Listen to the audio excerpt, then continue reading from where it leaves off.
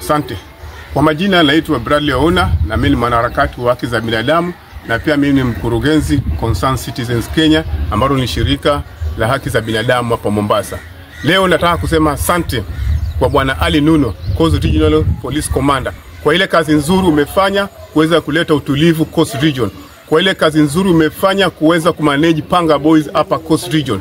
Juzi tumekuona umeweza kukamata vijana 59 wale walikuwa wananyanyasa watu kule Msambweni na Diani. Hao vijana sio wa huko peke yake. Hao vijana pia wameweza wako Mombasa na hao vijana pia wako Kilifi. Tunasema ukiendelea kazi hivyo, Coast Region will be the safer place for investment. Coast Region will be a safer place for tourism.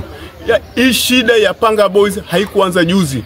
Ilianza kitambo sana na inaweza kukidhiwa na wanasiasa. Wanasiasa wanatumia vijana hawa wakati wa kampeni, alafu baada ya kampeni wanawawacha waanze kufanya ugaidi, waanze kufanya uhuni, waanze kufanya criminal activities hapa Mombasa na Coast Region.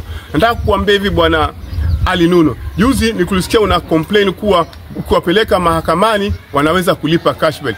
Nataka kwa hivi Bwana Ali Nuno, vijana hawa hawana pesa ya kulipa cash bail. Vijana hawa hawana bond ya kuwekelea mahakamani. Cash bail ama bond wanalipiwa na wanasiasa ama wale watu wanawakidhi wakati wanawataka wakati ya campaigns. Sasa nataka kukuuliza hivi Bwana Ali Nuno, anza investigate who are these people who are paying the cash bail. Who are these people who are paying these bonds? These people who are paying these bonds ndio wabaya.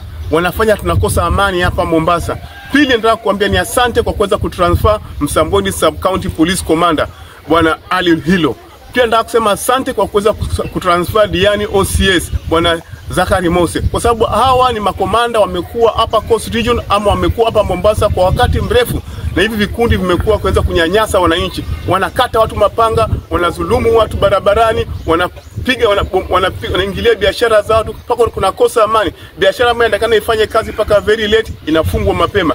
Hii inaathiri uchumi wa Coast Region. Hii inaathiri uchumi wa Kenya. Kwa hivyo endelea kufanya kazi hivyo vizuri, sisi tutakusupport. Na pia tunataka kumwambia Bwana IG asante kwa kutuletea Bwana Ali Nuno. Huyu ni ofisa mchapakazi.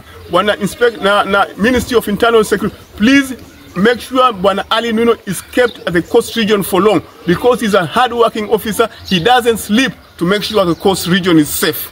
Asante.